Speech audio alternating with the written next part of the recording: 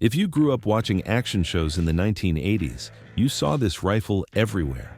The Ruger Mini 14 showed up in more TV episodes and movies than almost any other firearm of that decade. And the reasons behind that have almost nothing to do with how well it actually shoots.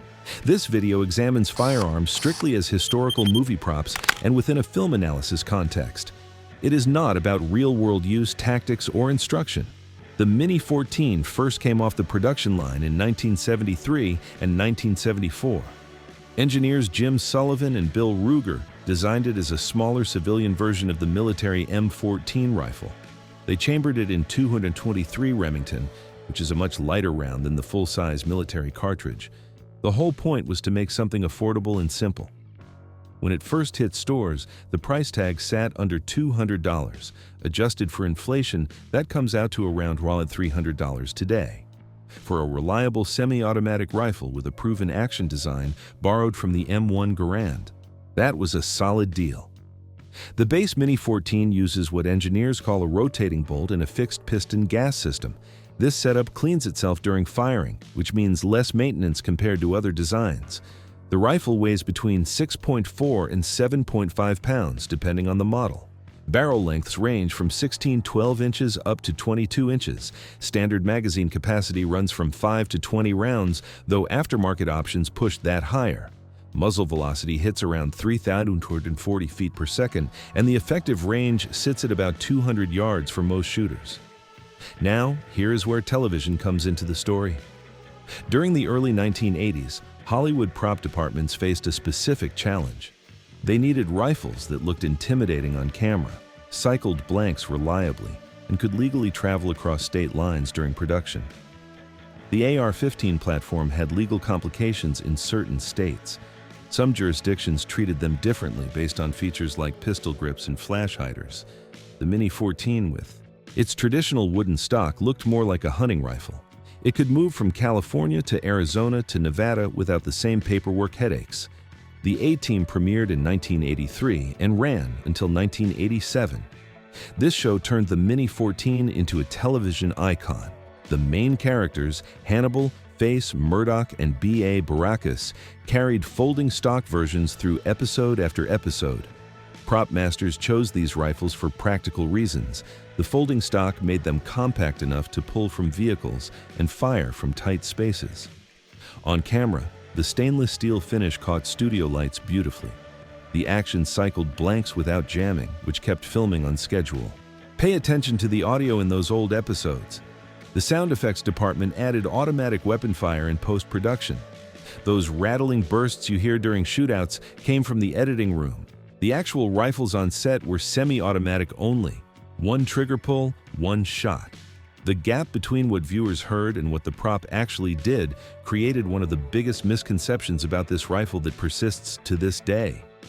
The AC-556 deserves its own explanation here.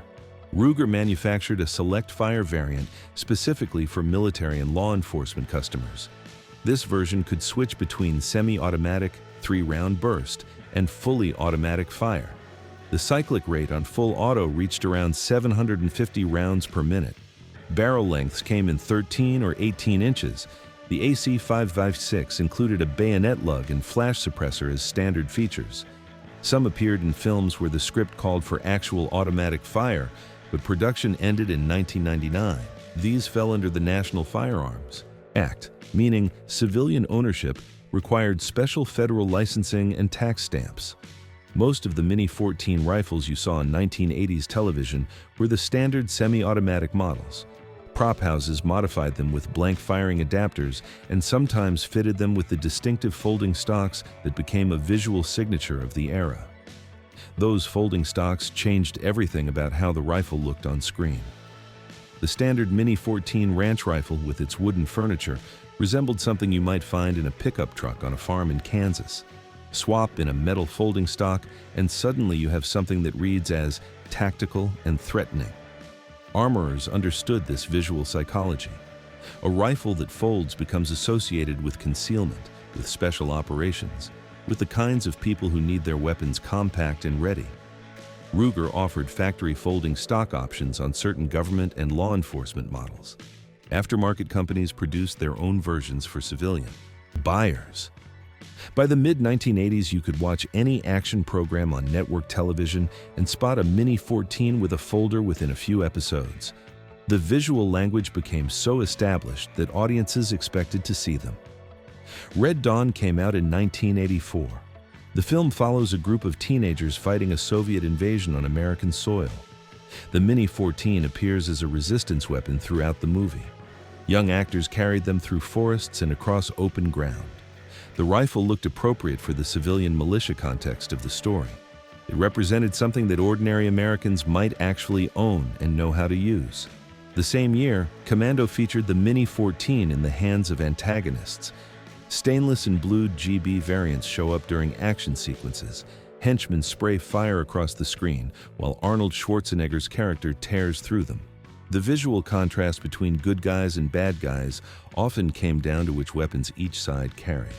Prop departments used the Mini 14's versatility to outfit both heroes and villains depending on what the scene required. Death Wish 3 put the rifle into urban gang violence scenarios. Characters brandished them with aftermarket stocks and modifications that made them look even more aggressive. These films reflected anxieties about crime and social breakdown that ran through 1980s culture. The Mini 14 became a symbol that filmmakers could deploy in multiple contexts. Mad Max Beyond Thunderdome took place in a post-apocalyptic wasteland. The Mini 14 variant that appears uses an underfolding stock design. In a world where technology has collapsed, the rifle's simplicity made it a believable survivor.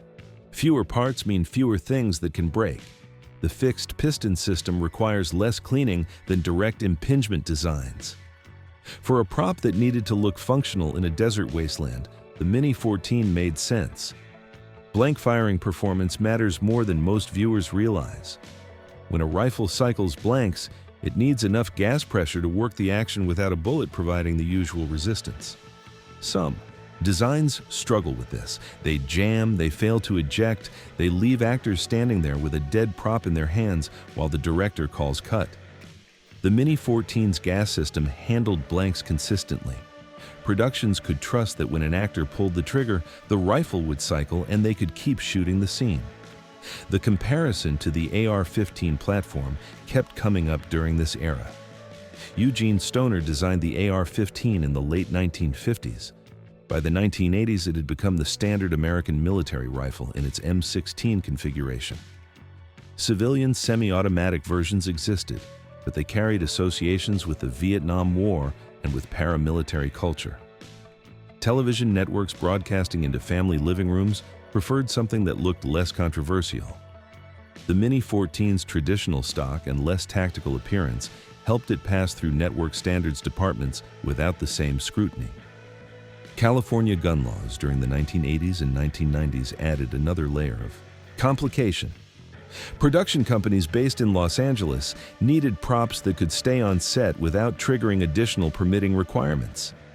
The Mini 14's legal status as a sporting rifle in most configurations made life easier for armorers and production coordinators. Accuracy became a running joke among gun enthusiasts who watched these shows. The standard Mini 14, especially pre-2003 models, shoots groups around 3 to 5 minutes of angle. That translates to roughly 3 to 5 inch groups at 100 yards.